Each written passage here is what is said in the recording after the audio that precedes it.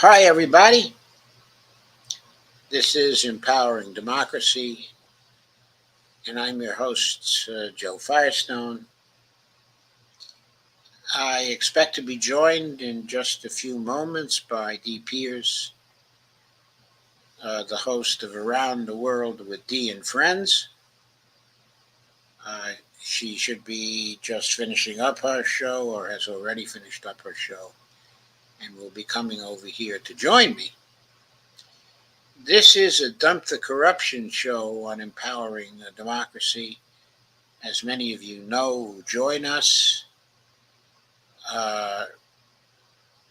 we have two Dump the Corruption shows on empowering democracy. They're usually on Wednesdays and Fridays, and today is Friday.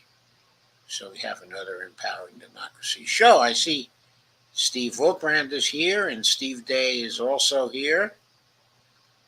Thank you both for joining us. There's also a third person here who has not responded at this point yet, said anything as yet. So this is another show in the long series of shows which have been devoted to giving Congress people the Dump the Corruption litmus test. As you know, but I'll briefly summarize, we gave the tests to all the members of the Congressional Progressive Caucus, all 95 of them.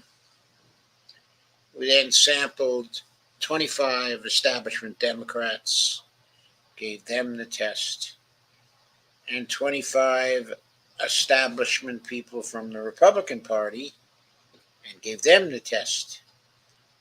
And on Wednesday of this week, we began to sample members of the Freedom Caucus. And we started last time with the first 5 members of the Freedom Caucus, including Lauren Boebert and Marjorie Taylor Greene. I found that one a very interesting show because of the small donation support that those two ladies, hesitate to name them that way,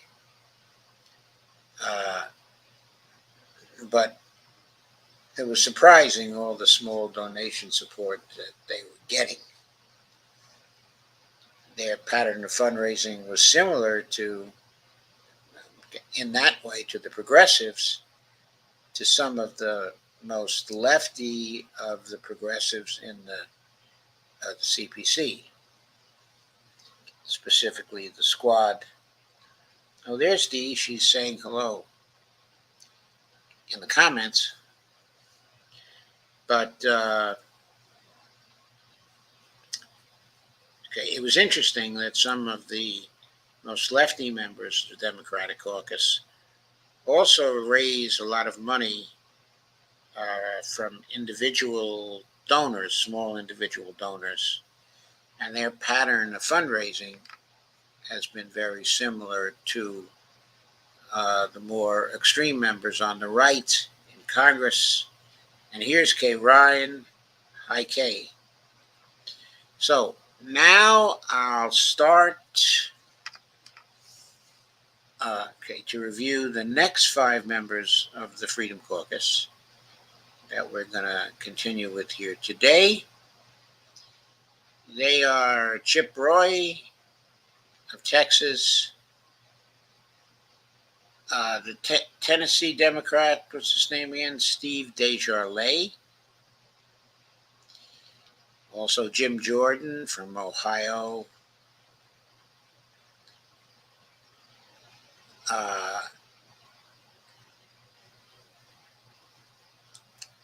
Paul Gosar, okay, of Arizona.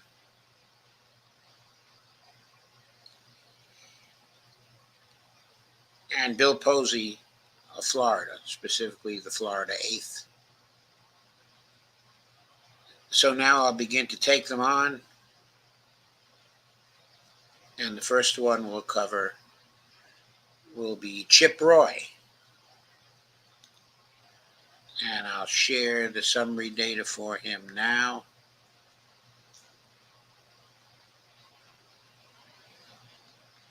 The summary data from Open Secrets.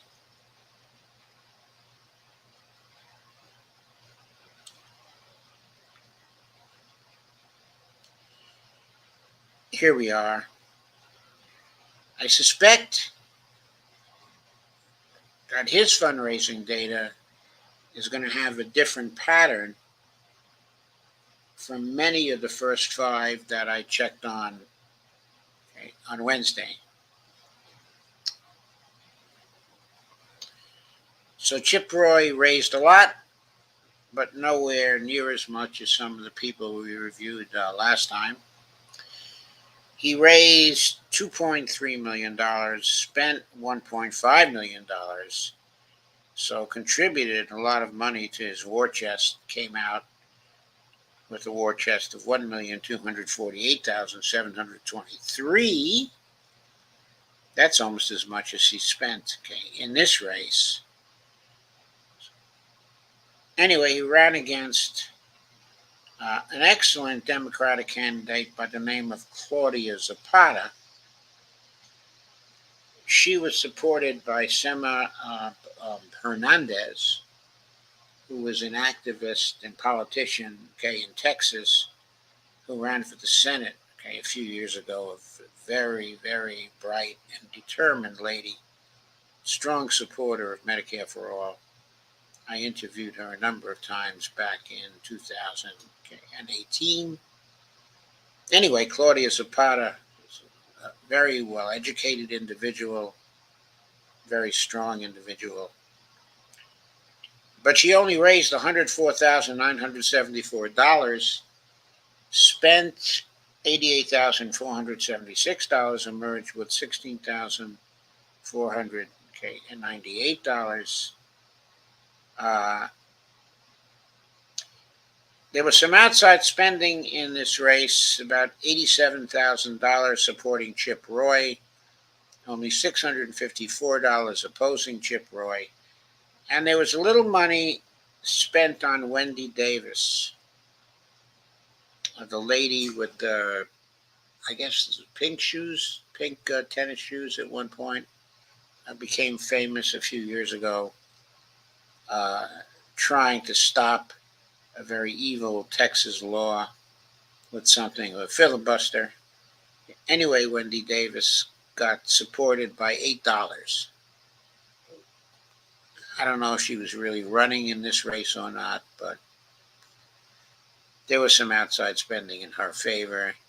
It says, see all candidates in this race here. Let's see what I can find out.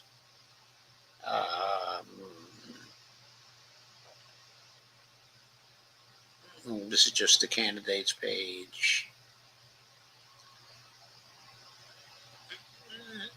So actually, Wendy Davis didn't even run in this race, but some outside spending was directed in her support. I don't know what that was about. Anyway, there has been no data on those other candidates. It's just restricted to the 2 we've been looking at. So this is now the candidates page, and I will give you the data from the candidates page. Chip Roy got 62.9% of the vote, so he won rather handily.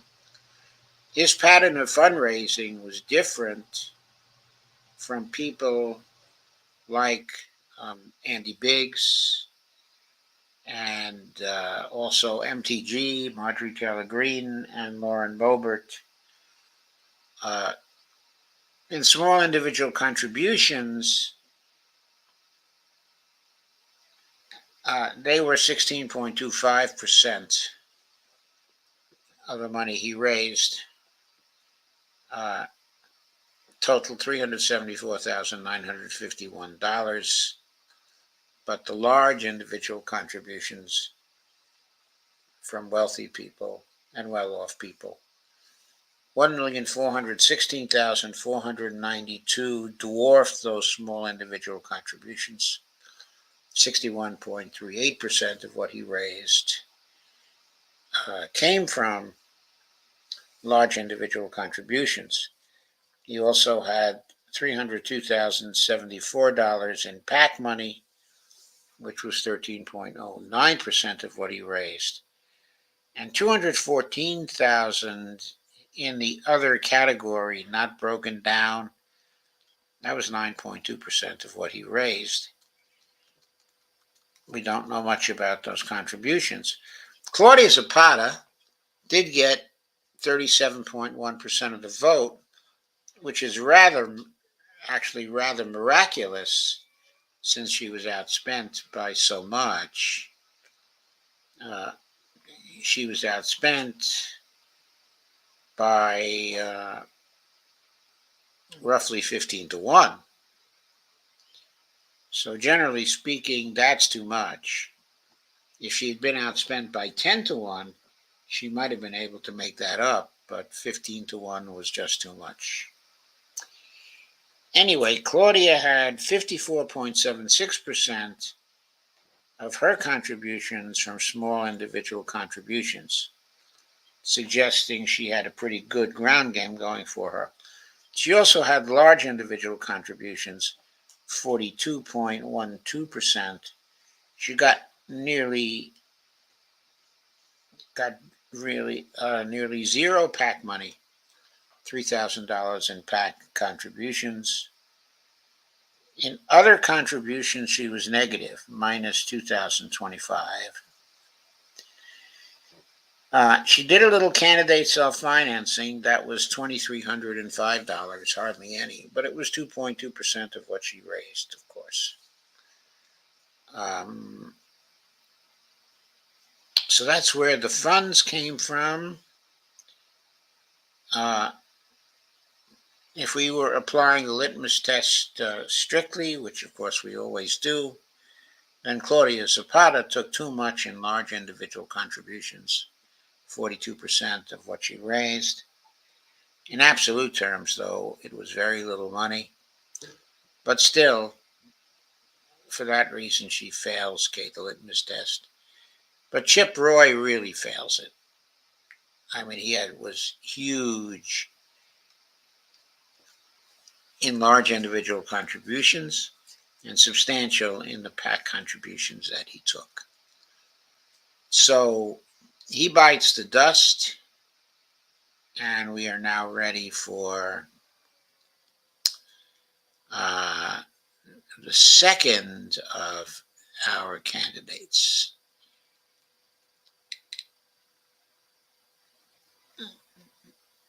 Specifically, Tennessee's Scott Desjarlais. I misidentified his first name earlier.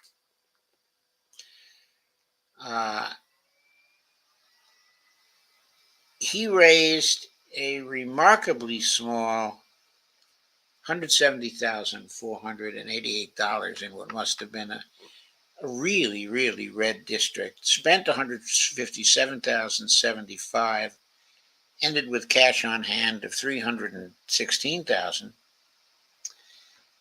He ran against Russell Wayne Steele, who is a libertarian. He raised $9,561 and spent $9,702. So he was a little negative in cash on hand at the end of the race, being at negative $146. So Desjarlais' pattern of fundraising obviously was very different. There was a little outside spending. He got supported to the tune of $786 in outside spending. I keep saying Steve Desjarlais, Scott Desjarlais. Okay. All of the opposition to Desjarlais came from candidates who they don't have any data on. They all were libertarians. No Democrats ran in this race. I guess they thought it would just be too tough. Let's go to the candidates page and see what other information we have.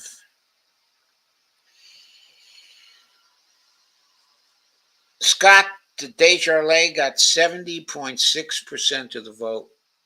His must have been one of the least expensive races in the country. In small individual contributions, he got $1,713, which was 1% of what he raised. So he didn't have anything to do with small individual contributions. Large individual contributions, he raised $66,728, 39% of what he raised. His PAC contributions were $104,500. So he flunks the litmus test on those two grounds. There was no candidate self-financing. In the other category, $2,453 was given back to someone. So that was a negative category. Russell Wayne Steele, the Libertarian who ran against him, got 25.7% of the vote. Not bad, considering he spent only $9,707. And he ended but negative $146. The source of his funds were he raised $2,697 in small contributions, $5,504 in large individual contributions. He got no PAC money. He did candidate self-financing of $528. I guess you'd have to say he fails the litmus test for his large individual contributions. But he raised so little money, it's hardly worth mentioning. I mean, altogether,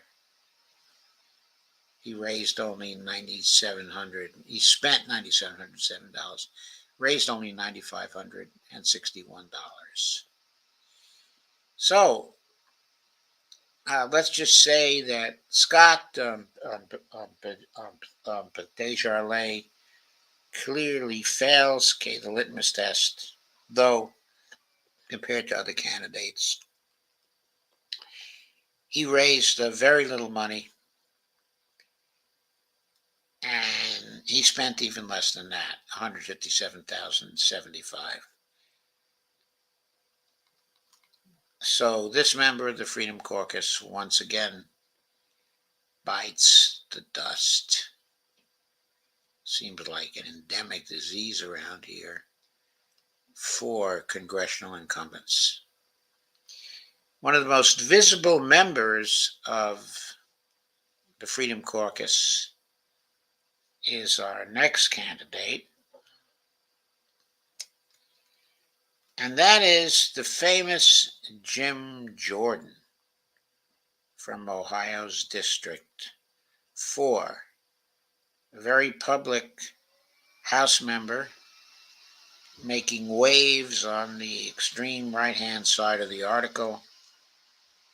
He's like the head of the Freedom Caucus. He raised big bucks, $13,975,653. He spent $12,404,151, and he emerged with cash on hand of $7,685,315. Quite amazing. He ran against a Democrat whose name was Tammy Wilson. Tammy spelled Tamie. I'm not sure that's a female or a male, but whichever, that candidate raised $170,000 $439,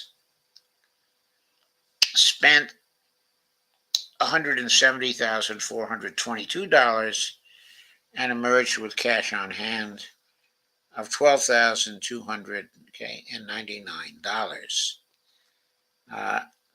It'll be interesting to see what the results were as we turn to the candidates tab. Let me make sure I'm still sharing this. Yes, I am still sharing this. Good.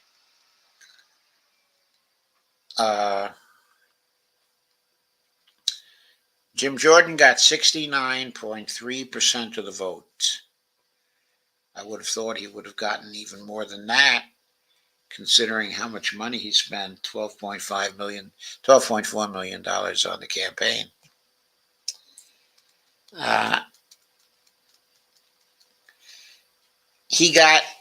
Now we see a similar pattern to what we saw with respect to Lauren Boebert and Marjorie Taylor Greene. He got small individual contributions of $8,113,157.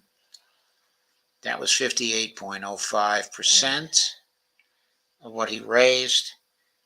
Large individual contributions were $5.2 million. That was 37.06% of what he raised. There were PAC contributions of $260,234. That was 1.86% of what he raised. He also had a large other category of contributions, 3.02% of what he raised, $422,546. So anyway, he flunks on grounds of the large individual contributions of greater than $200 and the PAC contributions of $260,234. I would like to look into more deeply what the sources of his funds were, which I'll do in just a minute. But Tammy Wilson got 70.4% in small contributions, $120,049. Large individual contributions, only $34,813. That was 20% of what she raised. And then PAC contributions were only $2,500. The other category of Tammy Wilson amounted to $13,077, the non-transparent category.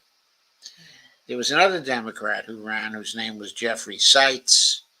There was no data on Jeffrey Seitz here. So let's begin to look at some of the other categories. Outside spending.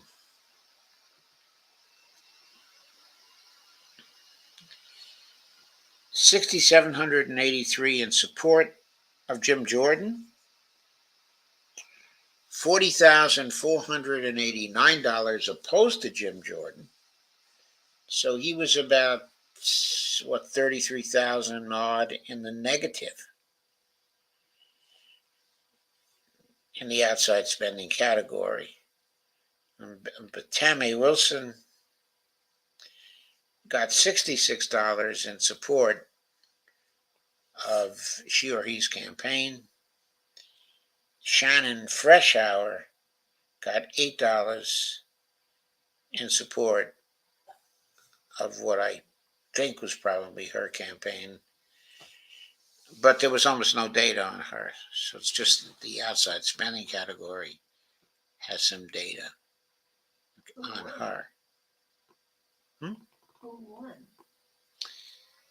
Oh, I already said who won was Jim Jordan. He had 67.9%. Okay, of the votes. He won by a landslide. So in the PAC area, we have, of course, fairly huge money for Jim Jordan. Uh,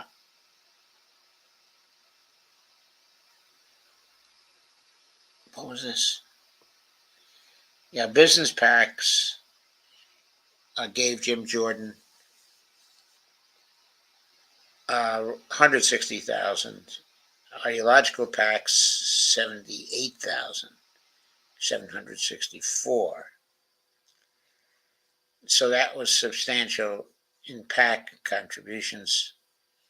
Tammy Wilson got 5,000 from labor and 5,400 from ideological PACs. That's all. Obviously, the big money did not come from the PACs.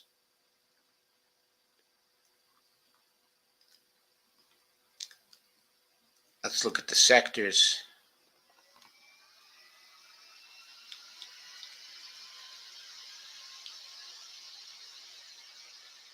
Uh, 92,206 from communications electronics, close to 150,000 from construction. Not much from defense for Jim Jordan, only $6,456 from defense. Energy and natural resources a little more, 64,331. But the fire sector came in big for Jim Jordan, $369,038. Health sector, $147,365. In miscellaneous business, $222,390.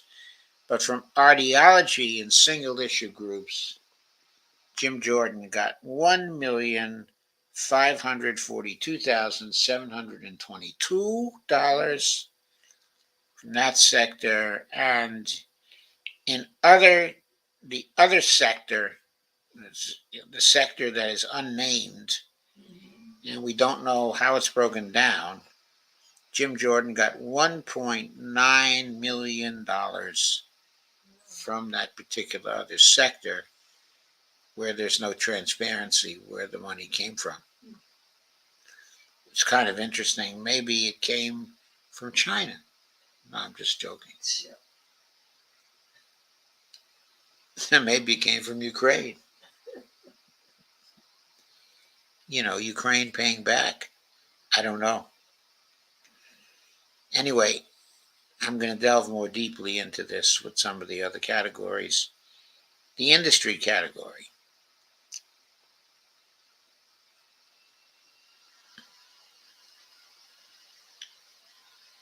Jim Jordan got 1.826 million people from retired people. From Republican and conservative groups, he got $1.4 million. From real estate, $152,000. Securities and investments, $103,000. Health professionals, $93,000. A number of smaller contributions, which I will not read. Looking for the next really big category. I guess those were his big categories. Let's see what else I can find out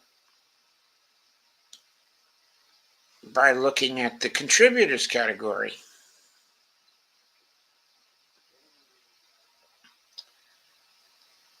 Top contributors were the House Freedom Fund. You see, they got the Freedom Caucus as a fund. $54,000. The Democracy Engine, $29,000.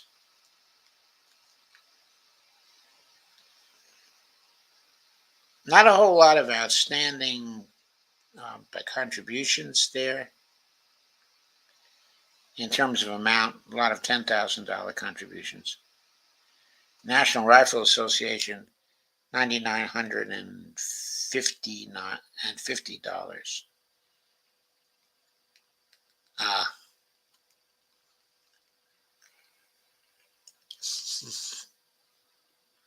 Okay.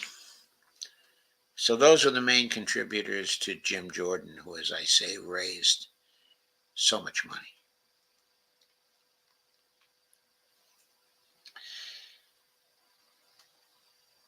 So just to summarize again, Jim Jordan, he got almost 70% of the vote, 69.3% of the vote. He flunked because of $5 million in large individual contributions and $260,000 in PAC money. And then he gave $422,546 of his own money to his own race. So that boosted up the large individual contributions to $5.5 million. So he clearly flunks the litmus test. He is the third Republican tonight to flunk the litmus test. So moving right along to Florida. Let's see if I'm still showing that up there, because Dee is not here to tell me tonight. I think she probably just got a little too tired. So I wasn't sharing it, so let me go to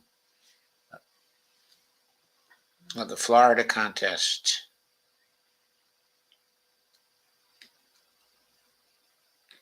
And to share that.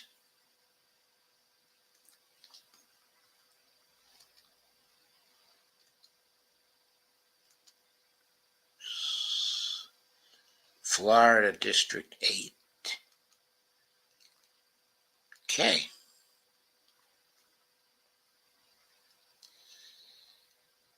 The summary data shows that Bill Posey, the incumbent in the Florida 8th, raised $1,028,263, spent $775,000.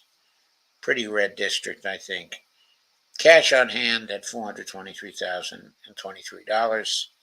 Joanne Terry, the Democrat opposing him, raised $84,371, spent $83,611. This is obviously solid red. Outside spending of $83,037, supporting Bill Posey. No other outside spending. Let's look at the candidates' data and see where we are here. Bill Posey got 64.9% of the vote, almost as high a percentage as Jim Jordan did. Small individual contributions, he had 106,740. That was 10% of what he raised. Large individual campaign contributions from the well-off and the rich, 590,495. That's 57.43%. PAC contributions, he got 333,175. That was 32.4%. So this is a pretty typical profile. And he flunks the litmus test on 590,495 large individual contributions and PAC contributions of 333,175. So again, he clearly flunks the litmus test on those two grounds. The Democrats, Joanne Terry, raised $84,000. Ended with cash on hand of $760. She had small individual contributions of $35,533, 42.11% of the total. Large individual contributions of $37,700. That was 44.68%, a little more than the small individual contributions. And got PAC contributions of $455, not significant. So Joanne Terry flunks because she got $37,700 in large individual contributions.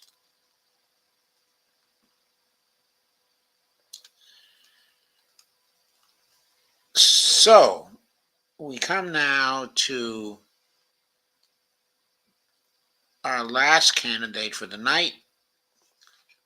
He's pretty well known. His name is Paul Gosar. He's well known for supporting Trump very, very strongly and supporting the charges of fraud in the elections. Paul Gosar raised $935,221, spent $841,091, had cash on hand of $107,639. There was some outside spending in his favor, $99,843. Democrat by the name of David Lucier had $1,582 supporting him in outside spending. So Gosar, as I said, had $99,843 supporting him in outside spending, but he had $83,998 opposing him in outside spending. So roughly he had a net gain of $10,000 from that. What was much more important to him were well, let's go to the candidates tab.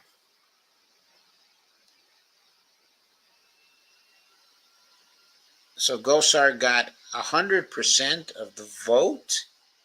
What? That's amazing. He got 100% of the vote.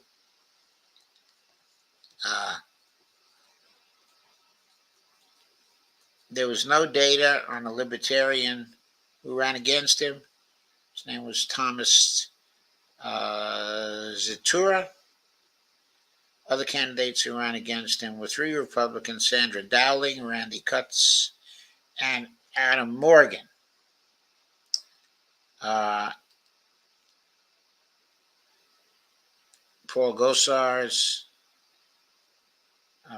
contributions were 40.39% in small individual contributions, less than or equal to $200. That was $377,774. Sorry. Large individual contributions were more than that, $508,189, 54.34% of what he raised. So he flunks the litmus test on that score alone. PAC contributions were $61,081. He gave back $11,773 to other. That was 1.26% of what he raised. So you can see that Gosar flunks the litmus test too, based on his large individual contributions and his PAC contributions. But that's it. So another 5 Republicans bite the dust on the litmus test. There were a few of them this time who looked good in small individual contributions. Specifically, Paul Gosar looked good, but furthermore,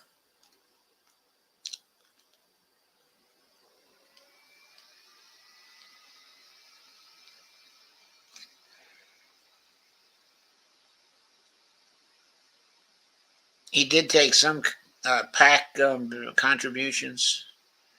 So he flunked on 2 grounds. He took some PAC contributions, $61,000, and he had $508,189 in large individual contributions. So again, he flunks the litmus test. So where we are now is we've gone through 10 of the Freedom Caucus, and we have all 10 flunking the litmus test. So let me see what comments you have for tonight. I'm probably going to leave quickly here because, as I said, I've had a long day. but I will consider your comments. So, K. Ryan, sorry, I got to start at the beginning. There's a lot of greeting. Lana says, Happy Friday, all. Robert Copeland says, Can we just say Chip Roy failed the litmus test? Yeah, we can. Absolutely. Steve Wolfman says, Hi, Kay and Robert and Lana. Steve says, Hi, Brandy. Is Brandy here? If so, hi, Brandy. And Robert Copeland says, Hi, Robert. Kay Ryan says, Hi, Lana. Kay Ryan says, Hi, Robert. And Lana says, Hi, Kay, D, Steve, and Robert. Robert says, I've seen city council races where more money was being spent than was spent in the Desjarlais race. Yes, I have too. Robert says, I'm talking about here in Sacramento. Yep. I thought you were talking about Sacramento, Robert. Lana Dell says, Yuck, Jim Jordan. Yeah, yuck, yuck, yuck. Yuck. It's yuck. Lana Dell says, Is that one yours, Kay? Kay says he's in Ohio. Yeah, he is. Lana Dell says, Dr. Joe already went over mine. Representative Dean Phillips, the Minnesota 3. I got to see him in person last Saturday. Got a few silly photos. Kay says, Ohio's the home of gerrymandering. Kay says, trying to cover 3 things at once. It's like they're all multi-million-dollar lottery winners. Shake my head, says Steve Wolfbrand. And Lana says, Dee, are you still here? I don't think so. I think Dee just fell off. She was probably having a long day too and had other things to take care of at home this time. So I think we're about done. We're at oh, Bonnie gave me some pills. I'm due to take it this hour. Thank you, honey. So I think we're about all done for tonight, unless you've got some other comments and questions.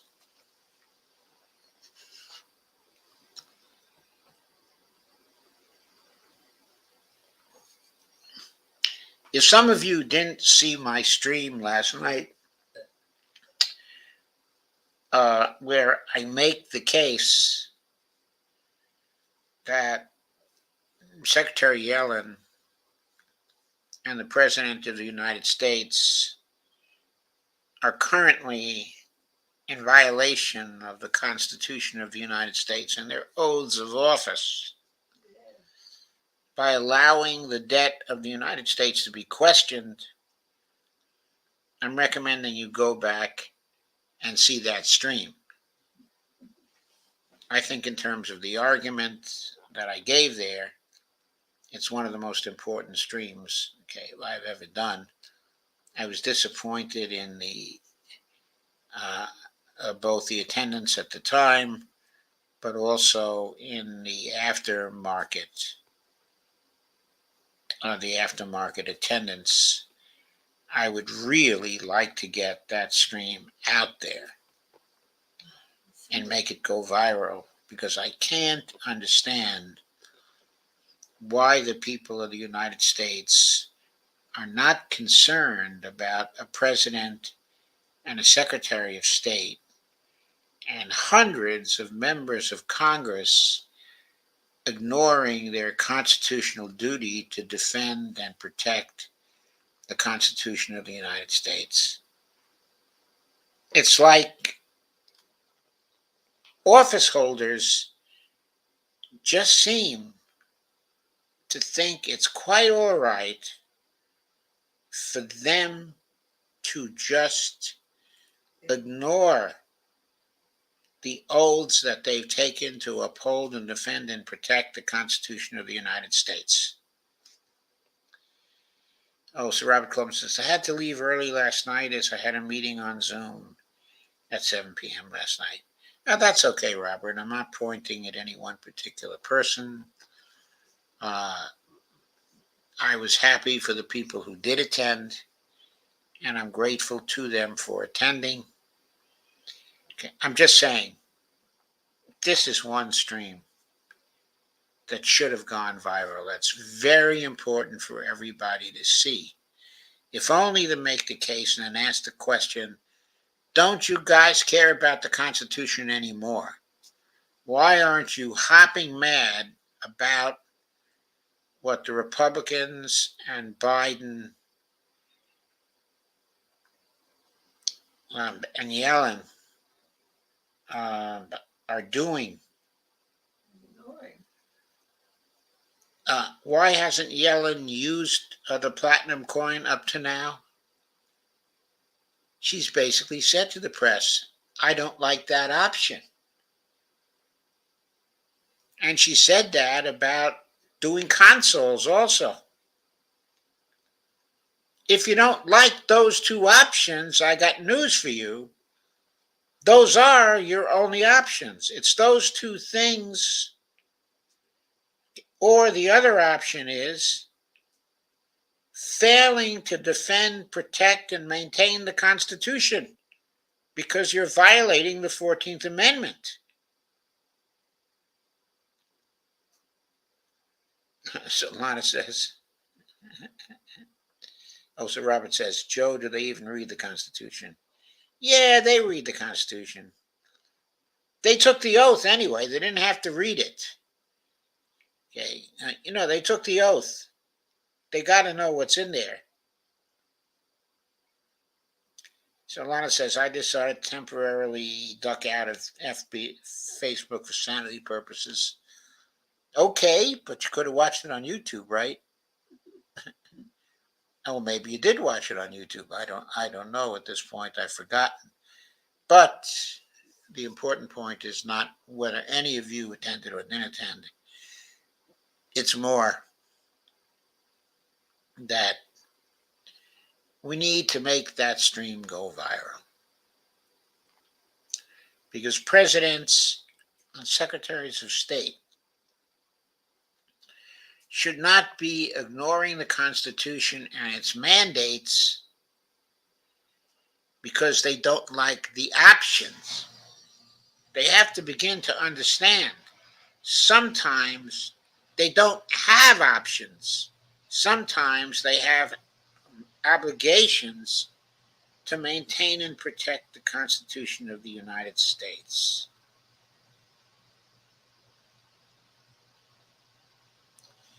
That's all there is to it. They're violating the Constitution right now. I think it's a scandal. Now, we should treat it as a scandal. We should make them feel that we believe it's a scandal. That they are violating their oaths of office that they solemnly took. Sometimes I think Janet Yellen is an idiot and so far out of touch of what is going on in the country. I think she's taken so many consulting and speech dollars from the Wall Street people that she doesn't identify with anybody else anymore. I think her performance as Secretary of the Treasury has been disgusting. I really do. And you know how I feel about Biden's performance as President of the United States.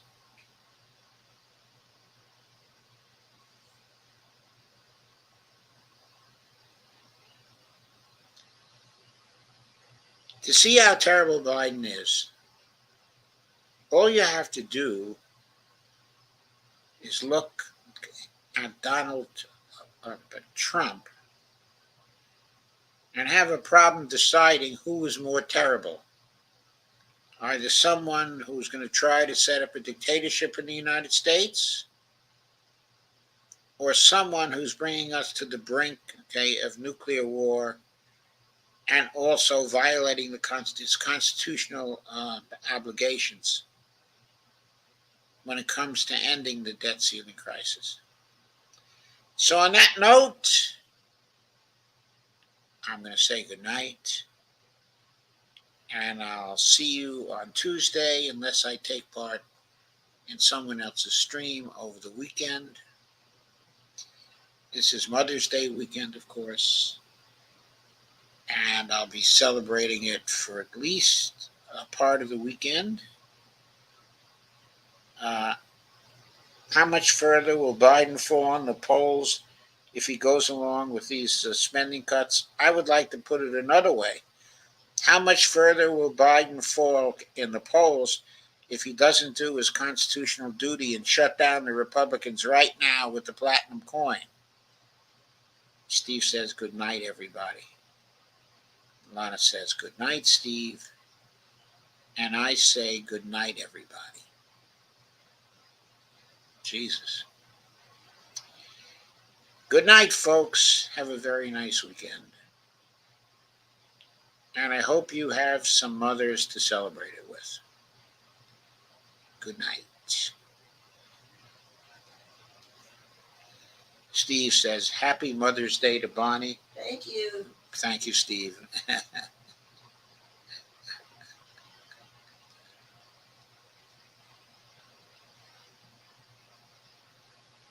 Lana says, the platinum coin isn't on Biden's radar. That's what I'm saying. It doesn't appear to be on Biden's radar. And I believe it's going to be his constitutional duty. It is his constitutional duty now to make use of that option. So why isn't it on his radar? Because he's a willful schmuck who doesn't take the Constitution seriously. Doesn't take his own role as president seriously either. Anyway, good night, everybody. I'll probably rant some more about that over the